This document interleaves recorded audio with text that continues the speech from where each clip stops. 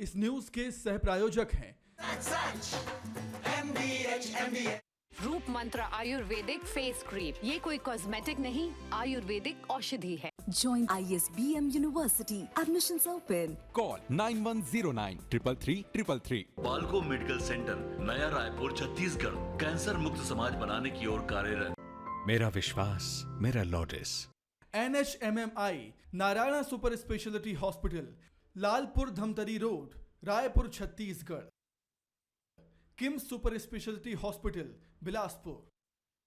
मेरा भरोसा है नॉमिनी गोल्ड पर, जैसा 35 लाख से ज्यादा किसानों का। 13 सालों से धान के किसानों का भरोसा। विमल, बोलो जुबान केसरी। आज छात्रों से संवाद करेंगे सीएम शिवराज सिंह चौहान। सभी सरकारी और निजी विद्यार्थियों से करेंगे वर्चुअली चर्चा। अभिभावक और शिक्षकों से भी करेंगे बात।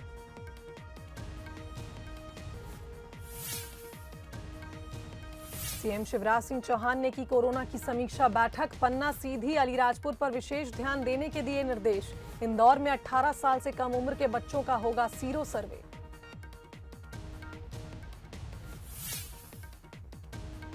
शाजापुर में दो पक्षों में जमकर चले लाठी डंडे। मारपीट का वीडियो सोशल मीडिया पर वायरल। जमीन विवाद को लेकर बताया जा रहा झगड़ा।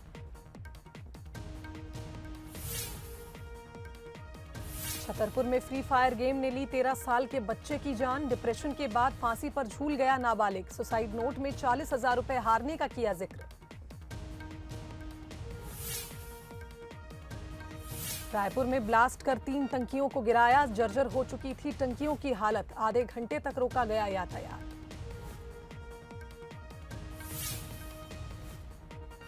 आज ओलंपिक में भारत के लिए अहम दिन। बैडमिंटन, आर्चरी और शूटिंग में मेडल की उम्मीद। ओलंपिक में अब तक भारत के 2 मेडल पक्के। और आज बंसल न्यूज करेगा कोरोना कर्मवीरों का सम्मान। एमपी के डेवलपमेंट रोड मैप पर होगी चर्चा। जल संसाधन मंत्री तुलसी सिलावट होंगे मुख्य अतिथि। इंदौर के प्राइड होटल में सुबह 11 बजे आयोजित होगा कार्यक्रम।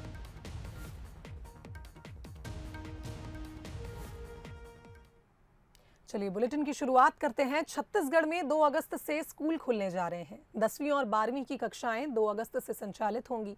वहीं पहली से लेकर 8वीं की कक्षाएं भी 2 अगस्त से शुरू होंगी। तो सरकारी और निजी स्कूलों में कक्षाएं संचालित होंगी। वहीं 6वीं, 7वीं, 9वीं और 11वीं की क्लासेस अभी नहीं लगेंगी। तो 1% कोरोना पॉजिटिविटी दर वाले जिलों में ही स्कूलों को खोला जाएगा। स्कूल शिक्षा विभाग ने ये आदेश जारी किए।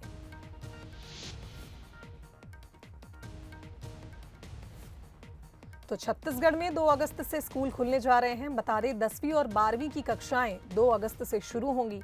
वहीं पहली से 5वीं तक की कक्षाएं भी 2 अगस्त से संचालित होंगी और 8वीं की कक्षाएं भी 2 अगस्त से शुरू हो जाएंगी। लेकिन 6वीं, 7वीं, 9वीं और 11वीं की कक्षाएं संचालित नहीं होंगी।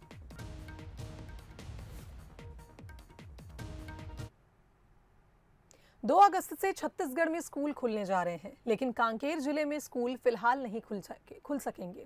दरअसल गाइडलाइंस के मुताबिक पॉजिटिविटी रेट 1% से कम होने पर ही जिलों में स्कूलों को खोला जाएगा। मगर बीते कई दिनों से कांकेर में कोरोना के नए मरीज मिलने से पॉजिटिविटी रेट 1.5% पहुंच गया है। ऐसे में स्कूल शिक्षा विभाग की गाइडलाइन के तहत स्कूलों को नहीं खोला जा सकता। वहीं इस संबंध में जब कलेक्टर को बताया गया कि कोरोना के आंकड़ों को बढ़ता हुआ देख कलेक्टर ने भी कहा है कि जिले में स्कूल अभी नहीं खोले जाएंगे। बीते कुछ दिनों से मरीजों के आंकड़ों में इजाफा होने से बच्चों में संक्रमण का खतरा बना हुआ है। फिलहाल स्कूलों में सैनिटाइजेशन और साफ सफाई पर विशेष ध्यान दिया जाएगा। हमारे ज़िले में भी तैयारियां जो है वो चल रही है। सभी जगह साफ़ सफाई, सैनिटाइजेशन, इस तरह की तैयारियां जो हो चुकी है।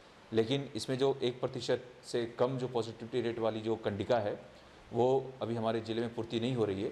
1-2 दिनों में यहाँ पे जो पॉजिटिव मरीज आए हैं उसकी संख्या बढ़ी हुई है। तो 2 अगस्त से हमारे ज़िले में अभी स्कूल खुलने की नौबत नहीं है, लेकिन उसके 3 दिन या 4 दिन के बाद जितने भी कंडीशन राज्य शासन से आए हैं उसको हम लोग सेटिस्फाई कर लेंगे। देखिए अभी हमारे ज़िले में 116 हैं कुल एक्टिव केसेस और पिछले कुछ दिनों से जो है पॉजिटिव मरीजों की संख्या बढ़ती जा रही है। यदि 3rd वेव आता है तो चूंकि 18 से ज़्यादा उम्र के लोगों को अधिकतर लोगों को पहला टीका वैक्सीन का लग चुका है, तो संभावना ज़रूर है कि बच्चों में इसका असर हो सकता है और बच्चे भी प्रभावित हो सकते हैं। छत्तीसगढ़ में मानसून पूरी तरह से सक्रिय हो गया है, जिसके चलते अब पूरे प्रदेश में बारिश हो रही है। वहीं मौसम विभाग के मुताबिक आज रायपुर सहित प्रदेश भर में हल्की बारिश होगी, साथ ही गरज चमक के साथ छींटें भी पड़ेंगी और सरगुजा जिले में भारी बारिश के होने के आसार हैं। विभाग की माने तो बांग्लादेश और पश्चिम बंगाल पर चक्रवाती घेरा बन रहा है और इस कम दबाव के क्षेत्र के बनने से प्रदेश के कई जिलों में बारिश होगी। बारिश के चलते राजधानी रायपुर सहित प्रदेश भर का मौसम भी बदला है और अधिकतम तापमान कम होने से मौसम ठंडा भी हो गया है। तो प्रदेश में मॉनसून मेहरबान है, लगातार प्रदेश के हर जिले में बारिश देखने को मिल रही है और अब सरगुजा में भी भारी बारिश के आसार नजर आ रहे हैं।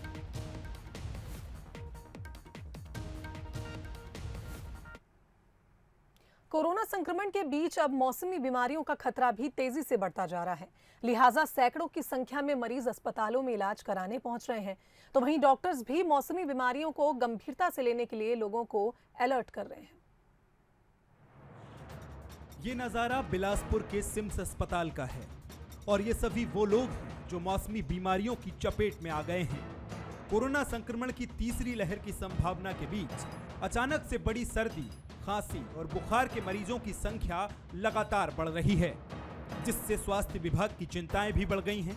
डॉक्टर्स इसके पीछे जिले में हो रही लगातार बारिश को भी मानते हैं। डॉक्टर्स का कहना है कि बारिश के चलते मौसमी बीमारी के वायरस सक्रिय हो गए हैं। बारिश में भीगने से भी लोग बड़ी संख्या में बीमार हो रहे हैं। अभी जो मौसम है, जरा भी जो भी पानी में भीग रहा है उसको सर्दी हो जा रहा है, फीवर आ जा रहा है। जैसे मेरे को 2 दिन में पानी में भीग गया था तो फीवर हो गया था, हल्का सा सर्दी हो गया था। मेरे मन में डर आ गया था कहीं कोविड पॉजिटिव तो नहीं हो गया। मैंने गया, तुरंत चेक करवाया, हालांकि वो निगेटिव रहा। ऐसी लोगों में अभी एक दहशत हो गई है। सिम्स अस्पताल की बात करें तो यहाँ ओपीडी में रोजाना 1200 से 1500 के बीच मौसमी बीमारी के मरीज पहुंच रहे हैं।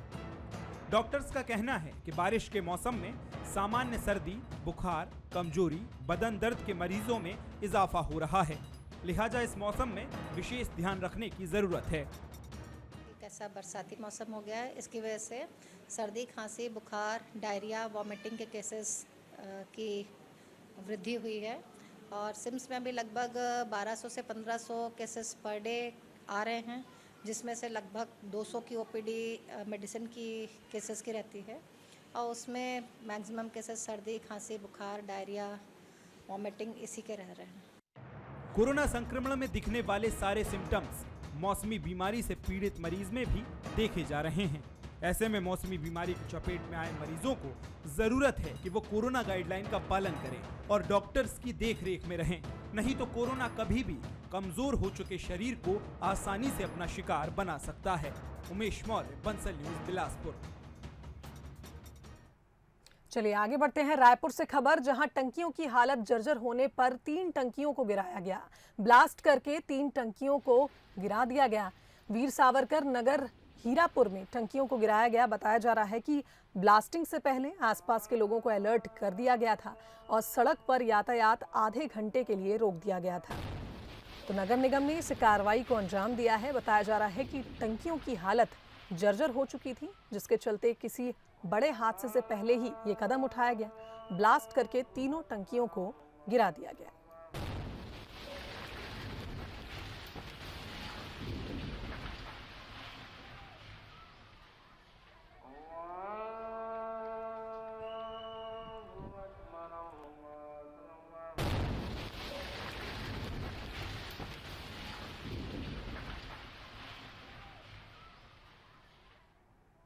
इधर छत्तीसगढ़ विधानसभा की कार्रवाई के 5वें दिन धर्मांतरण और शराबबंदी का मुद्दा सदन में छाया रहा। विपक्ष ने दोनों मुद्दों पर सरकार को घेरने की कोशिश की। बीजेपी ने दोनों मसलों पर अशासकीय संकल्प का बिल भी पेश किया, लेकिन संख्या बल कम होने के कारण दोनों ही बिल खारिज हो गए। पूरे मामले में बीजेपी पर हमला बोलते हुए सीएम भूपेश बघेल ने कहा कि बीजेपी के पास कोई मुद्दा ही नहीं है, वो जनता से दूर होते जा रहे हैं, इसलिए धर्म का सहारा ले रहे हैं।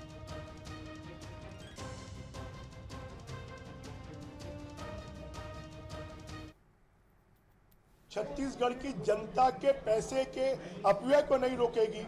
अगर अवैध शराब बिकवाएगी, अगर अवैध रेत बिकवाएगी, अगर यहाँ पर धर्मांतरण होगा, अगर यहाँ पर कानून व्यवस्था की स्थिति बिगड़ेगी तो छत्तीसगढ़ के लोग कभी माफ नहीं करेंगे। आज हमारा और प्रमोद शर्मा जी का एक ध्यान आकर्षण था अवैध शराब को लेकर। शिमला में 400 पेटी शराब पकड़ी गई, गांव वालों ने पकड़ी। 1 घंटा जब पुलिस वाले नहीं पहुंचे तो मुझे फोन किया गया, मैं पहुंचा। मेरे पहुंचने के बाद भी जब पुलिस वाले नहीं आए तो हमने 2.5 घंटे चक्का जाम किया और चक्का जाम करने के पश्चात अधिकारी पहुंचे और शराब का पंचनामा हुआ। पंचनामा में ये लिखा गया कि शराब स्क्रीन नहीं हो रही है, वाहन चालक के पास परमिट नहीं था, ये सारी बातें लिखी गई और आज उससे सरकार मुकर गई कि दबावपूर्वक लिखा गया। मैंने सदन में ये निवेदन किया था कि मैं पंचनामा की कॉपी और पूरे घटनाक्रम की वीडियो क्लिपिंग सदन के पटल पर रखना चाहता हूं, पर मुझे अनुमति नहीं दी गई। भारतीय जनता पार्टी के पास कुछ नहीं है, उसके पास मुद्दे ही कुछ नहीं है और जब भी वो घिरते नजर आते हैं, जब जनता से उनकी दूरियां बढ़ जाती है तो फिर वो धर्म का सहारा लेते हैं। वहीं रायपुर में विधानसभा के आखिरी दिन शराबबंदी को लेकर विधानसभा में अशासकीय संकल्प खारिज कर दिया गया। बीजेपी विधायक शिवरतन शर्मा अशासकीय संकल्प लाए थे। उनका कहना था कि 1 जनवरी 2022 से पूर्ण रूप से शराबबंदी प्रदेश में होनी चाहिए। वहीं सत्ता पक्ष ने अशासकीय संकल्प का विरोध किया। सत्ता पक्ष ने कहा कि शराबबंदी जल्दबाजी में नहीं की जा सकती। मंत्री मोहम्मद अकबर ने शराबबंदी के लिए बनाई गई कमेटियों की भी जानकारी दी। वहीं शराबबंदी निर्धारित प्रक्रिया के तहत करने की वकालत भी मोहम्मद अकबर करते नजर आए।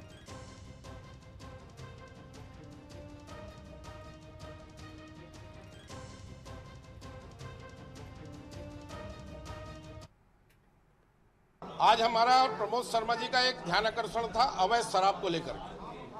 शिमला में 400 पेटी शराब पकड़ी गई, गांव वालों ने पकड़ी। 1 घंटा जब पुलिस वाले नहीं पहुंचे तो मुझे फोन किया गया, मैं पहुंचा। मेरे पहुंचने के बाद भी जब पुलिस वाले नहीं आए तो हमने 2.5 घंटे चक्का जाम किया और चक्का जाम करने के पश्चात अधिकारी पहुंचे और शराब का पंचनामा हुआ। पंचनामा में ये लिखा गया कि शराब स्क्रीन नहीं हो रही है, वाहन चालक के पास परमिट नहीं था, ये सारी बातें लिखी गई और आज उससे सरकार मुकर गई कि दबावपूर्वक लिखा गया।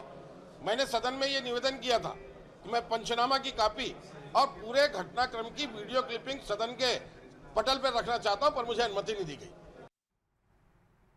भगवान श्री राम ने त्रेता युग में अपने वनवास के दौरान कोरिया जिले से छत्तीसगढ़ में प्रवेश किया था। भरतपुर तहसील के जनकपुर में स्थित सीतामढ़ी हरचौका को उनका पहला पड़ाव माना जाता है। मवई नदी के किनारे पत्थरों को काटकर यहां सीतामढ़ी बनाई गई थी, जहां साल भर लोगों का आना जाना लगा रहता है।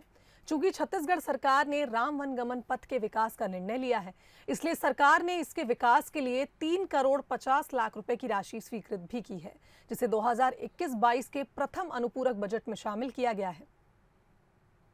द्वितीय प्रथम अनुपूरक बजट में रामगमन हरचौका के विभिन्न निर्माण कार्यों के लिए 3.5 करोड़ रुपए का प्रावधान किया गया है। इसके लिए माननीय मुख्यमंत्री भूपेश बघेल जी को, माननीय डॉक्टर चरणदास महंत जी को, माननीय प्रभारी मंत्री जी को मैं हृदय से धन्यवाद करता हूं कि आपने हरचौका के लिए, आपने विभिन्न निर्माण कार्यों के लिए जो बजट में प्रावधान किया है, निश्चित रूप से जितनी भी प्रशंसा करें कम है। छत्तीसगढ़ की सरकार ने जिस तरह से भगवान राम के जिन जिन स्थानों में गए थे उनका चयन किया गया है, उसमें हरचौका प्रथम स्थान में चयन किया गया है। तो निश्चित रूप से पर्यटन के रूप में जो छत्तीसगढ़ की सरकार ने, माननीय भूपेश बघेल जी की सरकार ने जो विकसित करने का जो पीड़ा उठाया है, निश्चित रूप से अब वो दिखने को मिल रहा है। छत्तीसगढ़ विधानसभा के मॉनसून सत्र के आखिरी दिन अलंकरण समारोह का आयोजन हुआ। विधानसभा में राज्यपाल अनुसुईया उइके, विधानसभा अध्यक्ष चरणदास महंत, नेता प्रतिपक्ष धरमलाल कौशिक और मुख्यमंत्री भूपेश बघेल ने उत्कृष्ट विधायकों और पत्रकारों को सम्मानित किया। विधायक अरुण वोरा, कुलदीप जुनेजा और नारायण चंदेल को सम्मानित किया गया। वहीं समारोह में बंसल न्यूज के विशेष संवाददाता मोहन तिवारी को भी राज्यपाल और मुख्यमंत्री ने शॉल और प्रशस्ति पत्र देकर सम्मानित किया।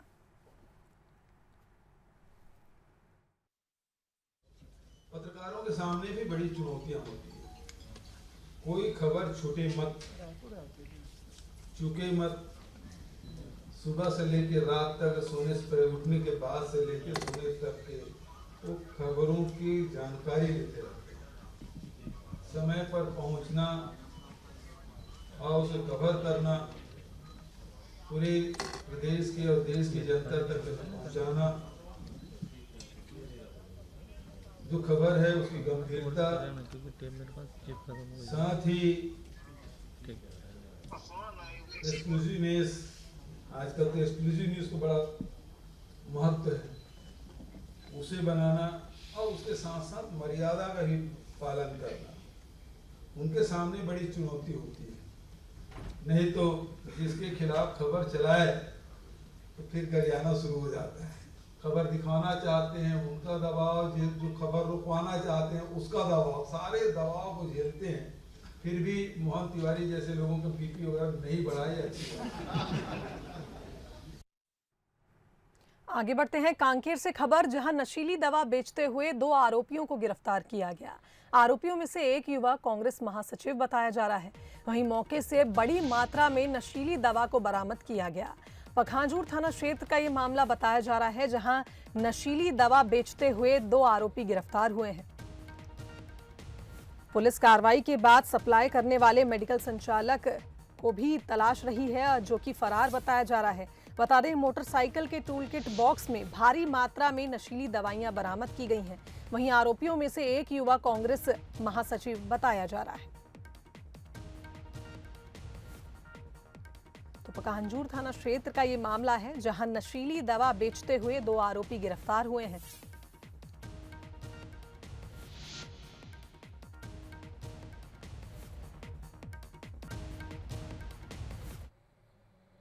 तीन हफ्ते पहले नक्सल से मुक्त हुआ बालोद, अब फिर नक्सली गतिविधियां यहां पर बालोद में देखी जा रही हैं। दरअसल जिले में पिछले 4 सालों से कोई गतिविधि नहीं हुई थी, लिहाजा बालोद को नक्सल मुक्त जिला घोषित किया गया। इलाके के लोगों में भी नक्सलियों का खौफ खत्म हो चुका था, लेकिन गुरुवार रात कांकड़ कसा के एक आदिवासी परिवार के घर 3 लोगों ने बंदूक की नोक पर लूट की वारदात को अंजाम दिया।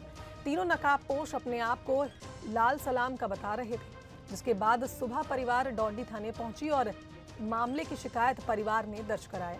इधर पुलिस ने 3 अज्ञात लोगों पर मामला दर्ज कराकर तलाश शुरू कर दी।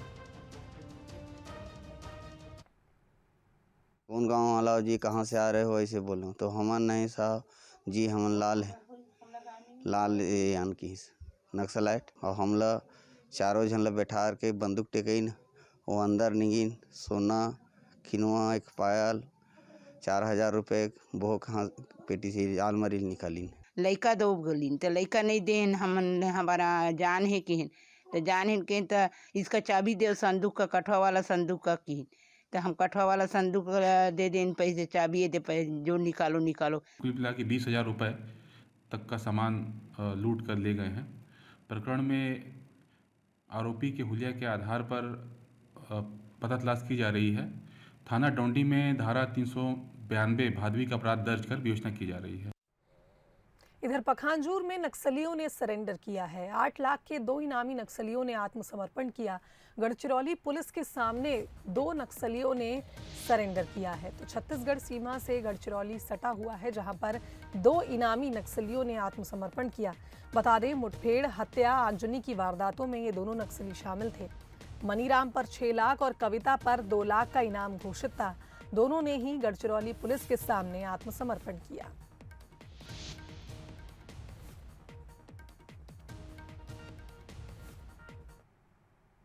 शहरों को सुधारना, यूं तो कई कार्यक्रम शहरों को सुधारने के लिए चलाए जा रहे हैं। इसी के चलते बिलासपुर में हाईटेक बस स्टैंड भी बनाया गया था, लेकिन 1 दशक बाद भी इसकी क्या हालत है, ये आप खुद ही देख लीजिए। ये बिलासपुर का हाईटेक बस स्टैंड है। हाईटेक, जरा इस शब्द पर गौर कीजिए। जहां हाईटेक शब्द लग जाए तो मान लीजिए कि वहां सुविधाओं में तो कम से कम कोई कसर नहीं होगी, लेकिन यहां तो सब उल्टा है। यहां हाईटेक के नाम पर कचरे का बड़ा सा ढेर है। यहां आपको हाईटेक के नाम पर कपड़े लटकते दिख जाएंगे।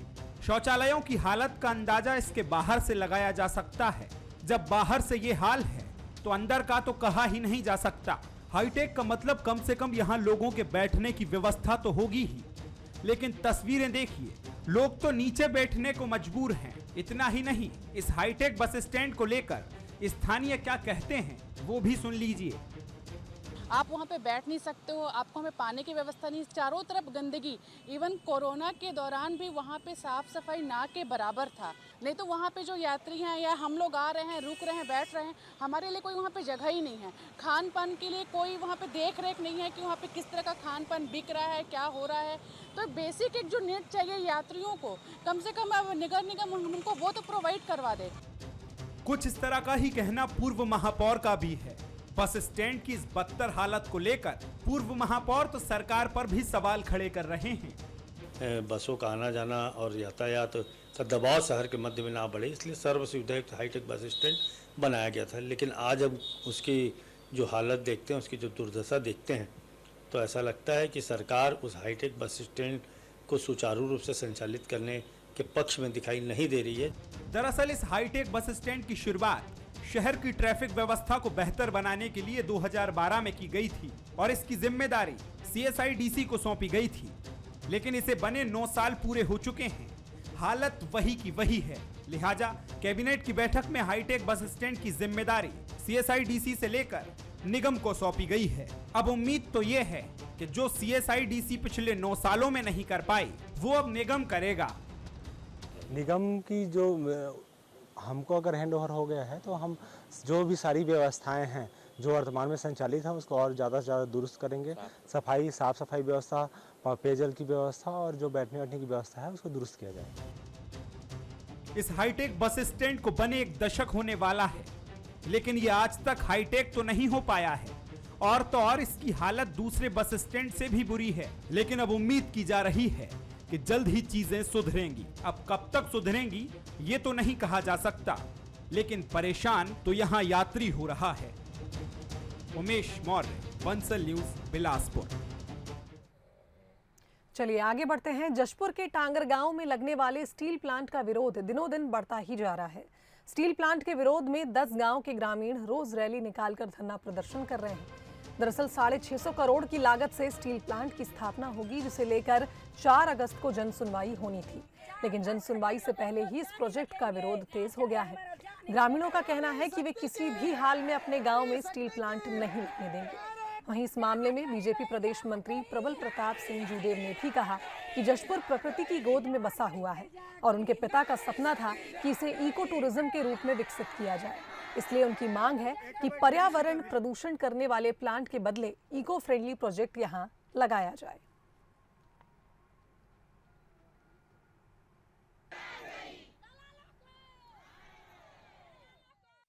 हमारे जो पूर्वज से हमारे हथगड़ा टांगर गांव लगे सटा हुआ है और इससे हमारे 10 ग्राम में विकसित होगा और प्रदूषित होगा, तो इसलिए हम पूरे जनता हमारे जशपुर जिले के अंतर्गत ग्राम टांगर गांव यहाँ स्टील प्लांट लगने नहीं देंगे। बिल्कुल नहीं, क्योंकि स्टील प्लांट से यहाँ पर्यावरण को नुकसान पहुंचेगा। पर्यावरण फ्रेंडली प्रोजेक्ट्स आए, उनका मैं खुद पैर धोकर स्वागत करूंगा। जो मेरे पिताजी का जो विजन था, जो सपना था कि जशपुर ग्रीन जोन बना रहे, यहाँ का पर्यावरण, यहाँ के वनवासियों का जल जंगल जमीन सुरक्षित रहे, उस सपने को साकार करना है, उस विजन को हमको रियलाइज करना है। और जब तक मैं प्रबल प्रताप सिंह जूदेव जीवित हूँ, मेरे रहते यहाँ पे पर्यावरण को मैं नुकसान नहीं होने दूंगा। इधर पखांजूर नगर पंचायत में रोका छेका अभियान बेअसर दिखाई दे रहा है। रात होते ही स्टेट हाईवे क्रमांक 25 में आवारा मवेशियों का जमावड़ा लग जाता है। वहीं अभियान के अंतर्गत संबंधित क्षेत्र के पंचायत, नगर पंचायत और नगर पालिका को आवारा मवेशियों को गौठान एवं कांजी हाउस में रखने के लिए सरकार ने निर्देशित किया था, लेकिन नगर पंचायत पखांजूर क्षेत्र में सरकार की मंशा पर पानी फिरता हुआ नजर आ रहा है। दुर्घटना होने पर राहगीरों को इसका खामियाजा भुगतना पड़ रहा है। वहीं जिम्मेदारों की लापरवाही भरा नजरिया भी साफ तौर पर यहाँ नजर आ रहा है। रोका छेका अभियान छत्तीसगढ़ शासन का रोका नहीं है, उसके अंतर्गत पखांजूर क्षेत्र में भी रोका छेका अभियान चलाया जा रहा है। प्रतिदिन गायों को जो सड़कों पे रखते हैं उसको प्रतिदिन हटाया जा रहा है। 1 जुलाई को 12 मवेशी पकड़े गए थे, जिसे कांजी हाउस में रखा गया था। उसके बाद बीच में 10 तारीख को और 20 मवेशी रखे गए थे। तो इस बुलेटिन में फिलहाल इतना ही। आप देखते रहिए बंसल न्यूज। नमस्कार।